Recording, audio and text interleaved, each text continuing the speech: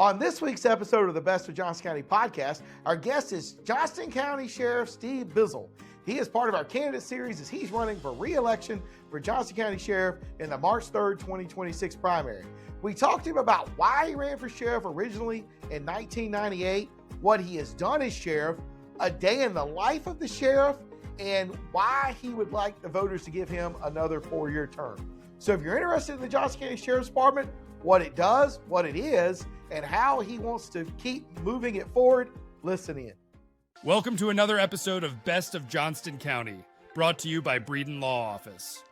Our host, Jonathan Breeden, an experienced family lawyer with a deep connection to the community, is ready to take you on a journey through the area that he has called home for over 20 years. Whether it's a deep dive into the love locals have for the county or unraveling the complexities of family law, Best of Johnston County presents an authentic slice of this unique community. Hello, and welcome to another edition of the Best of Johnston County podcast. I'm your host, Jonathan Breeden, and on today's episode, we have Johnston County Sheriff Steve Bizzell. We're here to talk to him about a little bit about his career in law enforcement. He has been the sheriff of Johnston County since 1998, and he's running for, this will be his 8th term as sheriff of Johnston County. And we're going to talk to him a little bit about why he wants to run one more time, or maybe more, but at least this time, and a little bit about what the sheriff does, because I don't think a lot of people understand it. I have a decent idea, but I don't completely understand it as well, and why he thinks you should vote for him in the March 3rd, 2026 primary. But before we get to that, I'd like you to like, follow, and subscribe to this podcast wherever you see it, whether it be on Apple, Spotify, YouTube, TikTok, LinkedIn, X, or any of the other social media channels of the Best Johnston County podcast. The Best Johnston County podcast comes out every single Monday and has now for over 2 years, well, actually over 28 months. We're well over 110 episodes now. We've had a lot of great guests, including the vast majority of the county commissioners, several county commissioners twice. We've had County Manager Rick Hester. We've had County Parks Director Adrian O'Neill. We had Congressman Brad Knott. If you love Johnston County as much as I do, this is the podcast for you. Welcome, Sheriff Bizzell. Thank you, Jonathan. I've been trying to get you booked since I came up with the concept of a podcast. It's an honor to be with the mayor of Cleveland today. The mayor of Cleveland. I wish I was the mayor of Cleveland. And like you, Jonathan, I love Johnston County too. Thank you for the opportunity to be here today, to meet your staff. Got an awesome staff back there. They make you look good, Jonathan. Well, they definitely do all the work now. I don't do a whole lot of practice in law now, but yeah, it's fun. I started this podcast back when, because it was really because of the mess with Ronald Johnson and Dickie Braswell, and the media was just pounding Johnston County because, both those men ultimately went to prison, committed to felonies. They were elected officials. And I'm like, I'm going to tell the positive story of Johnston County. And so that's why I started doing this podcast. And I've met so many great people, and I've gotten to have so many great conversations that I'd almost rather do the podcast and eat. I hear you. And Jonathan, I would tell you, in Johnston County, we are blessed. The Board of Commissioners are good people. They understand the number one priority of government.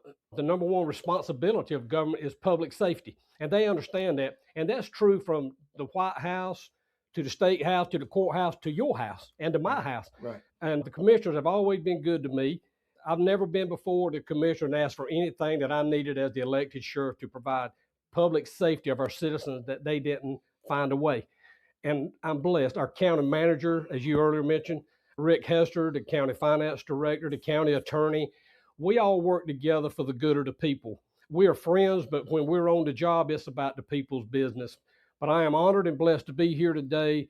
It's an honor to be sheriff. As a young boy, it was a dream I wanted. I always wanted to be sheriff as a young boy, and I was elected in 1998 and have been elected every 4 years since that time and on the ballot again. And I just want to thank the people of Johnston County for putting their faith, their support, their vote, and their prayers. Being sheriff's a tough job, but I will tell you, I got the best sheriff's office in the state of North Carolina. It's not me, Jonathan. It's the people behind the scenes, and we can talk about that if you'd like. Yeah, no, you're right. And I've always thought you were one of the best sheriffs in North Carolina, and a very professional organization. Not all sheriffs are as professional as other ones. And, you have been sheriff through a tremendous amount of growth. The county is more, oh my gosh. I mean, you become sheriff, there's 150,000 people. Probably so. Right. Yep. And now there's close to 300,000 people. It will have doubled. Right. I mean, it's almost doubled in the time. And we've had good growth. You know, if you look at the crime rate in Johnston County, you don't have to look real far down I-40. It's a whole lot worse. We've been blessed here. Our deputies do a good job. Our detectives do a good job investigating the crime.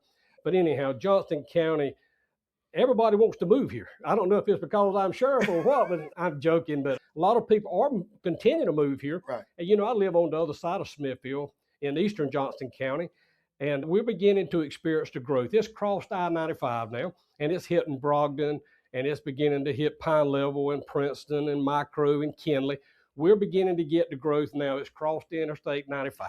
Well, and you've got Adventure Development and the North State Food Hall and that's right. that whole entire development, Eastfield, right? I mean, it's going to continue to happen. Now you're going to have Vulcan building, you know, the magnets for defense for the Defense Department in Benson. BJ's is opening up in Selma this week. Right. Well, and Clayton's going to get a Costco in the next 3 years. So yeah, I mean, it's absolutely crazy about the growth.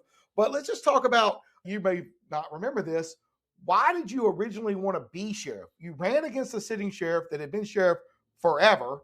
You were a young man. You were a special deputy at the time. Why did you run? What did you want to do 28 years ago? You know, as a young guy, well, let me back up. My dad was a minister and we farmed.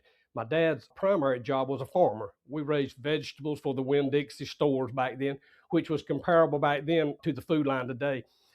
I always wanted to get in law enforcement. My granddaddy was a deputy sheriff back in 1928. But anyhow, growing up, I always used to hear the stories, and I thought, you know, one day I'm going to run for sheriff, you know. Right. My daddy's brother ran for sheriff in late 50s, like 58 or 60. Back then it was a 2-year term, and he lost the election. He ran as a Republican back then. And I would tell you, when I was elected sheriff in 1998, I was the first Republican sheriff in Johnston County in almost 70 years. But it's something I always wanted to do. I wanted to make a difference. But I would tell you, I worked for Sheriff George Johnston. Sheriff Johnston was the sheriff and died in office in the parking lot. Sheriff Nairn was appointed to finish out his term. Sheriff Nairn ran and was elected on 3 different occasions, if I recall correctly. I worked for Sheriff Johnston as a reserve deputy. Back then it was called a special deputy. Right, special deputy. A part-time deputy. Right. Our job was to serve the civil and the criminal documents of the courts. And then I went to work with Sheriff, after Sheriff Johnston died, I went to work with Sheriff Nairn as a reserve deputy, later on as a full-time deputy, and decided to run for sheriff in 1998 again. You know, I thought I could bring something to the department, and, you know, it was challenging. The first 6 months as sheriff, I could write a book almost. Just a lot of change, and we had to update a lot of stuff. We've come a long way over those years. We've seen a lot of growth. We've been through, you know, Floyd. We've been through, you know, the COVID era. I've seen a lot of stuff, and the people have always been there for me. I've always been there for them. This job is not that. It's a calling for me. I really feel like I am in the calling. I'm doing what I was supposed to be doing. Well, that's great. I feel like I'm doing what I was supposed to be doing. There you go. Helping families in Johnston and Hardin Wake County. So I get it. And so it's not really work when you sort of really enjoy it and you feel like you're helping people. But Johnston, you won't believe the people that I get to help behind the scenes, whether on the telephone, that walk into my office. And there's things a lot of times they're embarrassed about, something going on with their family. Grandparents are calling me, hey, my grandson's in jail. Can I send a minister over to the jail to minister to him? And I find a way to make that happen. When I'm a person in jail, I don't care what they're charged with, murder. And I get a call from the chief jailer to say, hey, Johnny's in jail. We got a call. His mom died, his dad died, his granny, grandpa, whoever, stepdad, stepmom, or whatever. I always make a way to get that inmate out. 2 deputies go get him, carry him down to the funeral home to visit with the loved one. Jonathan, it's about doing what's right. That's the way I was raised. As sheriff, I've tried to run the sheriff's office like the people would be proud. It's not mine. It don't belong to me. I'm blessed to be there, and I just love helping people. Well, and it's, I mean, you have 238 employees. 238 employees. And a budget of how many million? 140 deputies, and our budget's just over $32 million a year. Right. I mean, the last thing you're doing is law enforcement. I mean, you're basically running a $32 million enterprise. I tell folks a lot of time, I'm the banker at the sheriff's office. My job is to spend the taxpayers' money that the commissioners have approved to be spent to operate the office of sheriff. And I'm not bragging, but I do a good job with that because I know what it is to be a farmer. And I look at it like the farmers, the electricians, and the plumbers, and the painters, the people that are in business, the HVAC guys. I look at, they're out here working, and they're paying their taxes. And every citizen in the county that owns the property are paying their taxes to run the county government. The money that is allocated to the sheriff's office comes to me. It's my job to spend it wisely. And I'll be honest with you, I always think about whose money am I spending? There's been years that I've sent back $1.2 million, 1 year $1.6 million, 1 year I remember specifically $880-something thousand that I operated all year, was able to send that money back. I don't just spend it because I can, but I'll be honest with you, I operate the sheriff's office as far as expenditures just like it was mine. Right, but there is some thought that we should have more deputies than 140, and that maybe 140 is not enough. And you've not gone and asked commissioners for new deputies in several years, but yet the county keeps growing. Yep. Why not? They would give it to you. I remember years ago, Sheriff John Baker from Wake County went before the commissioners up there and asked for a bunch of positions to hire deputies. And I remember one of the commissioners asked the sheriff in Wake County at that time, how many vacancies do you have now? And I remember he said 32. And he said, I tell you what, why don't you go back and fill those first, and then you come to see us. And for the last 4 years, I think it is, I've not asked for any deputies. Right. And I'll tell you why. We had, after George Floyd, we had people that were getting out of law enforcement, not only at our office, but across the state, across the nation, across this county. Look at the highway patrol. I don't know how many vacancies they got now. I can tell you today at the sheriff's office, we only got 9 vacancies for deputy sheriffs. I talked with the sheriff the other day out west in North Carolina. They had 43 vacancies. But I will tell you, I don't go ask the commissioners for positions when I was sitting there with 12 positions that were unfilled. Okay. I know when I get at a point, which to be honest with you, I'm going to be asking the commissioner for some positions this year. I'm beginning to see the light. The community college has got people that are into BLET again. We just hired 5 new deputies at one time. 3 of the 5 were right out of BLET. I'm beginning to see people getting back into law enforcement. And so once I begin to get fully staffed, I'll go ask the commissioner for some more. Okay. And I can tell you they will fund it. Absolutely. They know how I operate. Right. No, they absolutely will. And I didn't even really think about that. I just know that I think we should have more deputies. I know there are 8 patrol zones. There's been 8 patrol zones for years. Why do we not have more patrol zones to shrink the coverage areas that they have to cover? Let me tell you this. When I was elected sheriff, there was 4 zones. I increased that to 6 and later to 8. So instead of continuing to increase the zones, I'm increasing the number of deputies that serve that zone. So right now we got the zones that are the most active with the most of the calls, that we got the 2 deputies assigned to it. One is the primary and the other one is the secondary. But people can say, we need more deputies, we need this, we need that. They need to come and sit where I'm sitting and look at the dynamics of how we operate. But you said earlier, let's talk about the sheriff's office. Let me tell you about the sheriff's office. Here's what I see. I see the ladies walk in the side door every morning and walk down the hall. They go to the front office. They get their seats. They start answering the phone, greeting the public, fingerprinting the applicants, issuing the concealed weapon permits. I walk on down the hall. I see the deputies in the patrol room that are getting their assignments and the warrants and orders for arrest to be served out the door. I see the civil deputies that are coming in, and we're getting about 60 to 65 civil documents a day, to be served. I walk on down the hall, Jonathan, and I see the detectives, 4 or 5 are huddled up in the hallway. I say, boys, everything going good? Sheriff, I'm going to tell you, last week when we had those 4 kids that we had to take out of the trunk of the car up yonder that were murdered, it's really worked on us. Well, let me back up to that. When that occurred, I got the chaplain to come in. I got some folks from NC LEAP to come in to talk with the detectives and other deputies that were on the scene. But I walk on down the hallway across over to the jail. I walk in and I see the jailers over there that are doing the rounds every 30 minutes. I see the special watch that they're having to do. The jailers are having to do these special watch every 15 minutes. I walk back into the kitchen and I see the ladies back there that are cooking meals, feed sometimes 900 meals a day. And I walk through the jail, I see the medical staff. I mean, it's more than the public sees. The public sees the white vehicles with the star on it running up and down the road. Behind the scenes, as your sheriff, I get to see what's really going on. I go up at the 911 center. We got 15 of the telecommunicators that work for the sheriff's office that are inside of the 911 center. I see the 911 operators sitting in there that are taking the calls from the public that need not only a deputy, but need them a police officer in the towns, that need an EMS, that need a fire truck. So behind the scenes, I see what really goes on. And I'll tell you this, when I can work with HR and I can work with the finance director and the county manager, and I can get our deputies an 8% salary increase because we're behind on starting salaries. We're behind on deputies that's been with us a long time. And the commissioners, I would tell you, they support us with a cost of living raise, that they give us an opportunity to get a merit. The commissioners have been good to law enforcement. They've been good to county employees. But as sheriff, I take a lot of pride. It's not mine. I don't own it. Right. I want to be there for the men and women that put on the badge, that put on the gun, that come to work every day to put their life on the line, not knowing that they're going to go home to see their wife and their kids tonight, or their husband and the kids.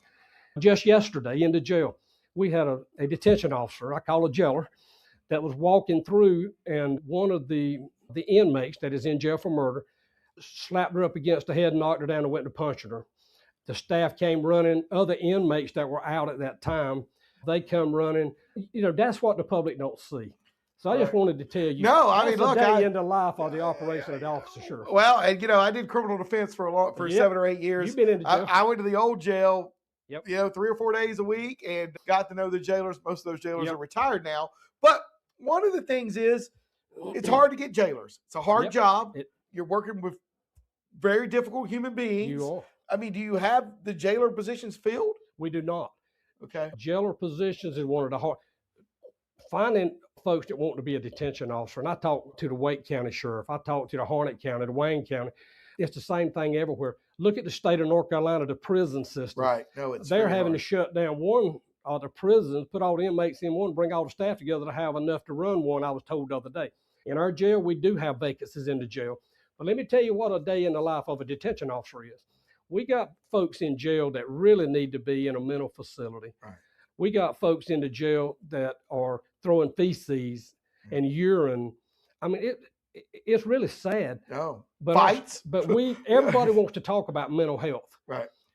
But we need somebody to not only talk about it, do something about it. We need a facility for these people to go to. Right. They don't need to be in jail. They need to be getting mental treatment. It's really sad. But so our detention officers are exposed to that.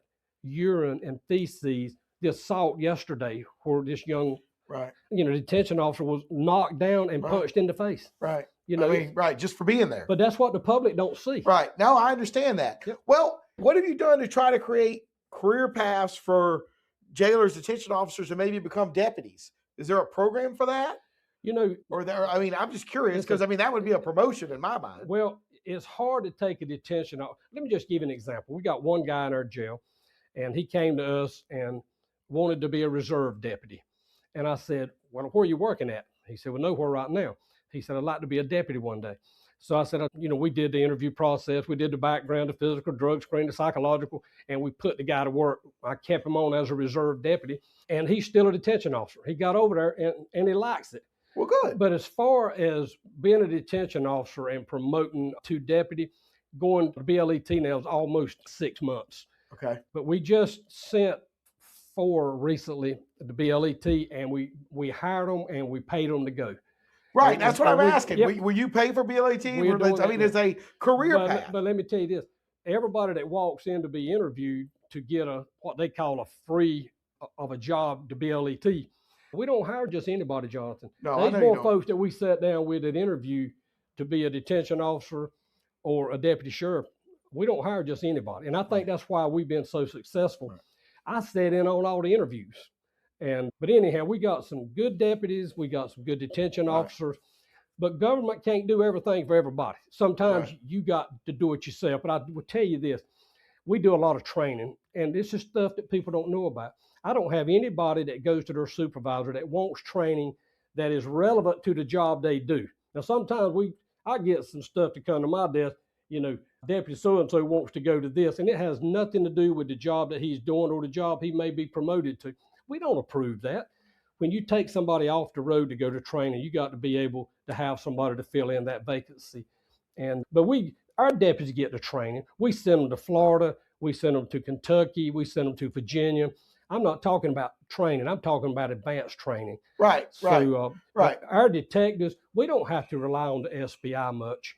My friend, the SBI director, he would do anything I ask him to do. If we need, what I mean by that, if we need help, he's going to be there for us. The 4 kids that were murdered, that was awful. They were there to help us, never flinched. Sheriff, whatever you need.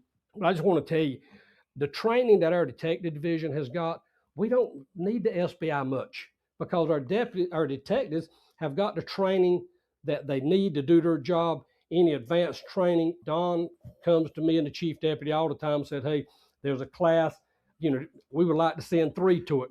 I find a way, I budget for that, and we have the money for that. You used to have a drug interdiction team working the interstate, Crocker and Johnston, the best on the East Coast. I know they've retired now. Both of them retired. Right. Yep. But that team doesn't exist anymore. Why not? Let me tell you, we started that, and it worked well. And then when Danny and Jason were promoted, each one of them ended up getting a promotion to lieutenant, from lieutenant to captain. But Jonathan, I got so many complaints from the public. People would call me and say, Steve, my barn was broken into and they stole my lawnmower and my tiller. And you got 2 deputies sitting out there crossways in the median on the interstate waiting for somebody to come by. How about taking them and putting them working the county looking for the thugs that broke in and stole my lawnmower? And you know what?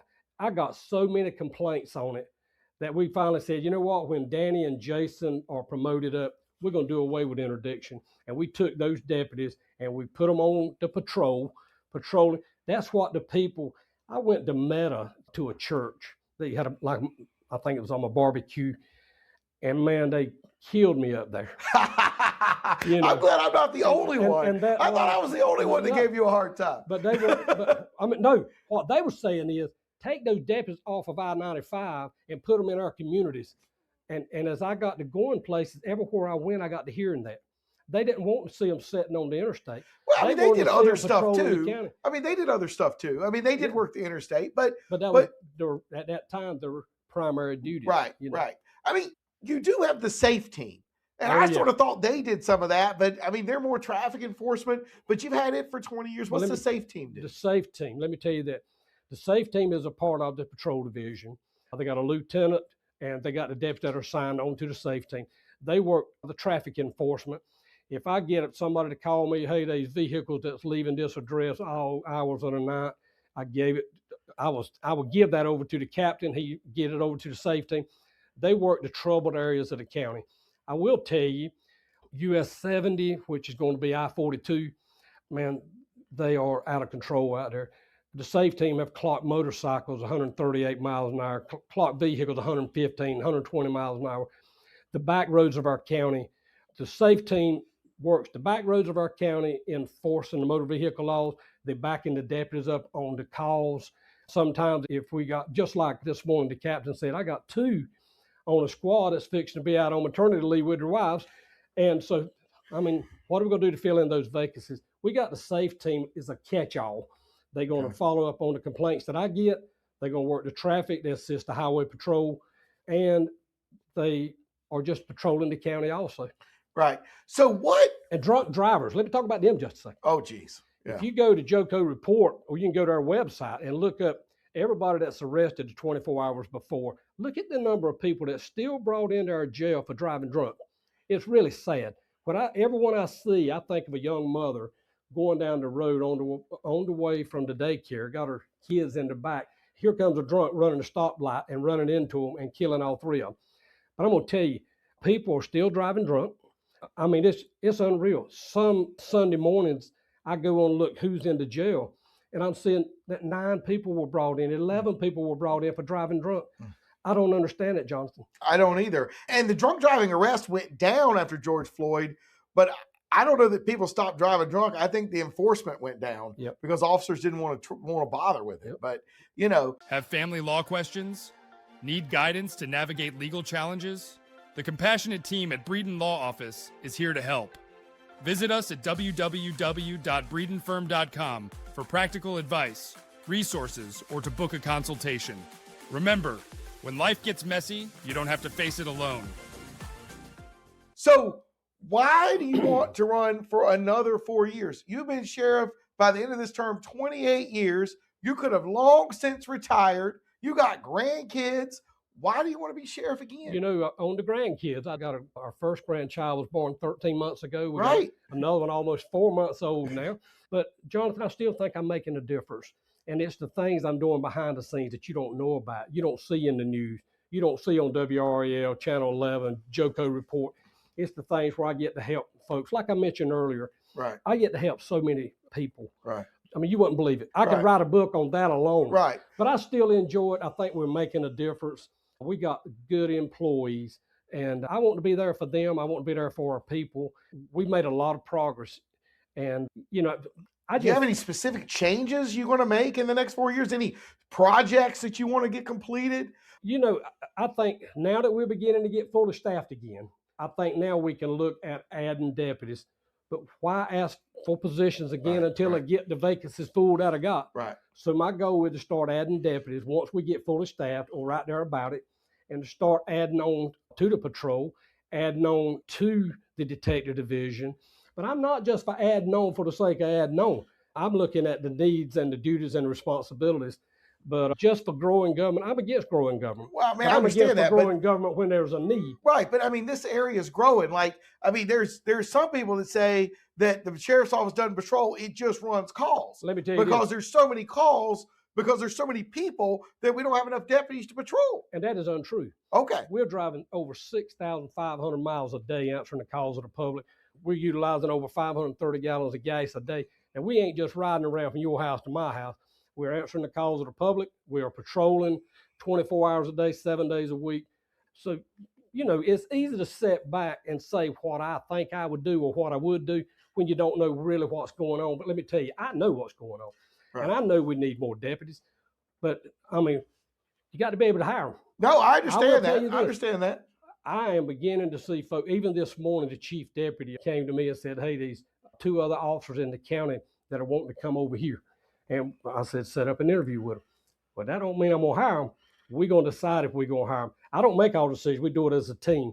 And again, I'm beginning to see the law enforcement beginning to come back. Some of these agencies have got so many vacancies, I don't know how long it's going to take them to come back. We've had a 4-year slug. I mean, we've been down, but I'm beginning to get back on the plateau now. And I think get these 9 hired and get them to go and ask the commissioners for more and start putting the resources where they're needed. I will tell you, we recently increased the number of the telecommunicators that work for the sheriff's office. And Jonathan, right behind that, I got 3 that's retiring, 2 February the 1st, 1 March the 1st.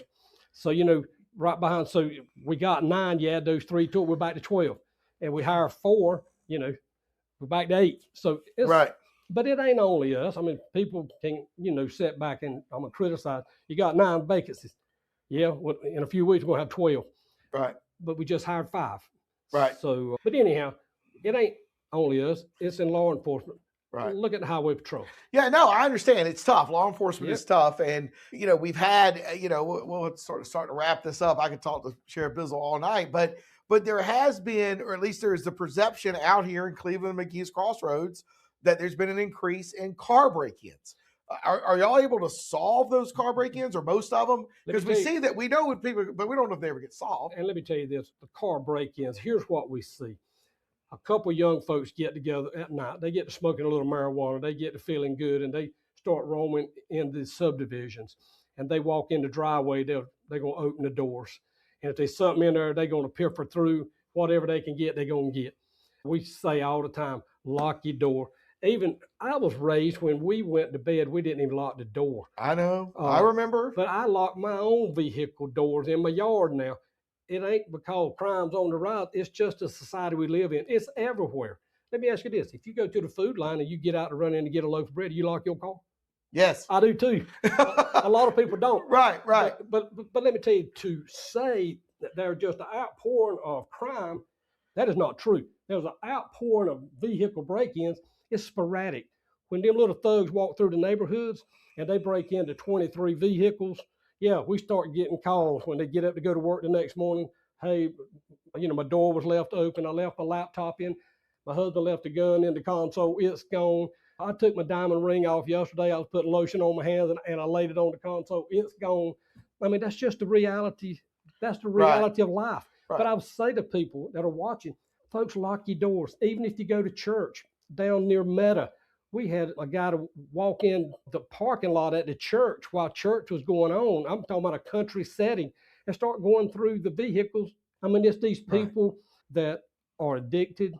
They got mental issues, and they're roaming. Right. We got to be smarter than they are. Well, and me, I'm all about Cleveland. This is a city. We're in the county, but this is a city. Exactly we got 100 businesses. We got thousands of cars every day going up and down the road. Veterans Parkway, what do you want to call it? We got a Walmart making 10 calls a day for service. Like, are you able to serve this little city here as a sheriff? We are doing it. What do the commissioners say about this, as you just said, a city? It's basically a city. It's basically a city. And it's not incorporated. It's not going to be incorporated. Yeah. We're not having that debate. But it's your responsibility. And this is a city. And we're doing it. We're on it. We're patrolling it. We're riding from the Walmart. We're riding, I call it I-36 now. Right. But 36, 36, Veterans Parkway, 42. But it's almost I-36 with the traffic. Yeah, no, that's true, yeah. But yes, we're patrolling. We're answering the calls at the Walmart. We're answering the calls to these businesses. The food line, there's somebody in the parking lot at the food line that's walking around. I don't feel comfortable. We are coming up here checking that guy out, stuff like that. But, right. All right. Well, that's cool. That's cool. Well, the last question we ask everybody. Well, how can people get up with your campaign? They learn about what you're doing, your history, what you want to do. You got a website? BizzellForSheriff.com. But, Jonathan, I just want to say this before we go off the air today. I love being your sheriff. It's a calling to me. It ain't a job. I can get a job. I've been offered jobs. I'm sure I was offered a job this morning from a vendor that called and said, look, man, we're expanding. We'll pay you this. You don't have to supervise anybody, Steve. If you'll come to work with us, we're going to give you a vehicle. We're going to pay you this. And I said, you know what? I'm not done here. I think I'll know when it's my time. I may know on March 3rd, but seriously, I think when the good Lord is finished with me on my calling, that I'll know it. I'll know when it's time to move on. I got you. I look forward to 4 more years. I look forward to getting reelected on March the 3rd. I want to thank the people that have put their faith and their trust in me and have voted for me. The only thing I would leave you with today, to the people that are watching, keep us in your prayers. It's a tough job out there. It is. These deputies out there put their life on the line. And, I've heard that. You've heard that for 40 years. Law enforcement officers put their life on the line every day. Well, that's never been as true as it is today. It's a dangerous world out there. Well, it is. It's a very dangerous world. I've been blessed. Every deputy sheriff that have come to work has went home since I've been elected sheriff. We've been blessed. There've been some close calls. One right down here at the hospital about 3 years ago. But anyhow, keep us in your prayers. Keep us. Yeah, no, I agree. It's a dangerous job. It's a dangerous world. It is. It is dangerous, and it's getting more dangerous. Yep. The last question we ask everybody, what do you love most about Johnston County? I love Johnston County because it's home. It's where I live. It's where I work. It's where my grandkids are being raised. It's where our neighbors, their kids go to school. Johnston County is a unique place, and I think the secret's out because everybody's wanting to move here, Johnston. No, they're going to keep moving here, and it's going to keep growing. So anyway, we'd like to thank Sheriff Steve Bizzell for being our guest on the Best of Johnston County podcast. He has promised to come back after the election. Absolutely. We'll do another podcast because I could talk to him for hours. I got 20 questions I didn't even get to, but if this thing was an hour and a half, I'm not Joe Rogan. You wouldn't listen. But anyway, I would like you to like, follow, subscribe to this podcast wherever you see it, whether it's on Apple, Spotify, YouTube, TikTok, LinkedIn. Give us a 5-star review down below. Sheriff Bizzell will be on the ballot March 3rd, Republican primary against Randy Ackley. There is no Democrat. The winner of the primary will be the winner and be your sheriff from December the 7th, 2026 until the first Monday in December 2030. If you are a Republican in Johnston County or you're an unaffiliated, you can vote in this election. If you're unaffiliated, you go to your local polling place. Early voting starts February 12th. There's 4 early voting sites, and you can ask for a Republican ballot, and you can vote for Steve Bizzell or whoever you want for sheriff. And there's county commissioners races, and all the county commissioners races and the sheriff's race are solved in the Republican primary. So if you want to have a say in your county and you're unaffiliated, and that's the majority of voters, you need to go and ask for a Republican ballot and vote for your citizens. Don't fizzle, vote Bizzell. So fizzle, vote Bizzell, right. And early voting starts February the 12th. So it'll be going on all the way up until the March 3rd primary. So anyway, if you have any questions, BizzellForSheriff.com. The Johnston County Board of Elections website is out there as well. Tons of information. There's no reason why you should not be educated on who your sheriff is, who's running, or your county commissioners, which is why we're running this candidate series right now. Until next time, I'm your host, Jonathan Breeden. That's the end of today's episode of Best of Johnston County, a show brought to you by the trusted team at Breeden Law Office. We thank you for joining us today, and we look forward to sharing more interesting facets of this community next week. Every story, every viewpoint adds another thread to the rich tapestry of Johnston County. If the legal aspects highlighted raise some questions, help is just around the corner at www.breedenfirm.com.